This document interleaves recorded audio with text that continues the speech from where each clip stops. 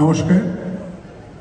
সবার প্রথমে ইলেকট্রিসিটির পরিবারকে ধন্যবাদ জানাই, কৃতজ্ঞতা জানাই যে প্রান্তিক জেলা কুচবিহার আমরা রয়েছি উত্তরবঙ্গের কাজ করবার জন্য। আমাদেরকে নজর করেছেন, আমাদেরকে পছন্দ করেছেন।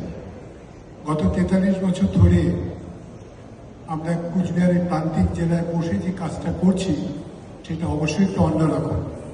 যারা আমাদের জেলায় গেছে বা যাবেন তারা দেখবেন কুচবিহারের বিভিন্ন পুকুর দিঘিতে ভর্তি, ব্যাপক বৃষ্টি হয়। স্বাভাবিকভাবে মানুষের মনে হয় যে জলের কোনো কষ্ট নেই, কিন্তু কুচবিহার রাজশহর, রাজার শহর। আজ থেকে 207 বছর আগে মহারাজা হরেন্দ্র নারায়ণ একটা দিঘি খনন করেছিলেন। সেই দিঘিটা স্কোয়ার কিলোমিটার, প্রায় 1 কিলোমিটার। তার নাম হচ্ছে সাগর দিঘি। মহারাজা 200 বছর আগে ভেবেছিলেন যে কুচবিহারের মানুষ জলকষ্টে কষ্ট পাবে, তার জন্য প্রতিরোধ হিসাবে ওই দিঘিটা খনন করেছিলেন।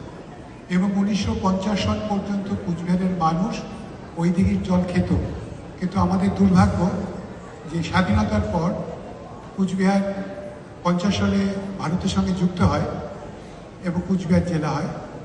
মানুষ 50 সাল থেকে ওই জলটা নষ্ট করতে শুরু করে। দিঘিটা রয়েছে সাগর দিঘি, ওটাকে কুচবিহারের ডালহৌসি বলা হয়, চারপাশে সরকারি অফিস।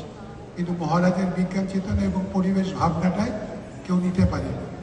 তো আমরা ছোট ছোট ছেলেমেয়েদের, বিশেষ করে স্কুলের ছেলেমেয়েদের কাছে বলছি যে মহারাজা যদি 200 বছর আগে ভাবতে পারে, তাহলে আজকে আমাদের এটা ভাবতে হবে যে আমাদের কুচবিহারের কিন্তু কষ্টটা আসছে।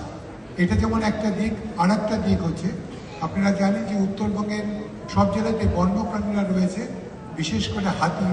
24 ঘন্টার মধ্যে যার 18 ঘন্টা জল লাগে তার হচ্ছে করুণ অবস্থা।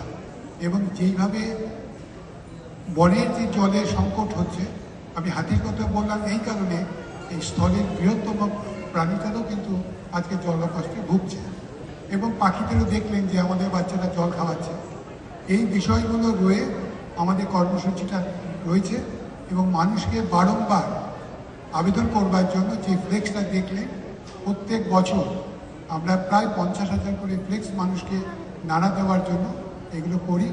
এবং আমাদের আজকে আর কুচবিহারের মধ্যে সীমাবদ্ধ নেই, সমগ্র উত্তরবঙ্গ, নিম্ন আসাম, এইসব জায়গায় আমরা পৌঁছে গেছি। এবং ইউনিভার্সিটিতে আমাদের নিয়ে চর্চা হয়, আমাদেরকে ডেকে নেওয়া হয় এইসব বলবার জন্য।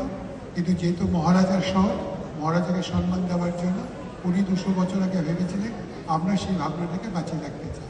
আপনাদের সকলকে ধন্যবাদ আমাদেরকে নির্বাচিত করবার জন্য।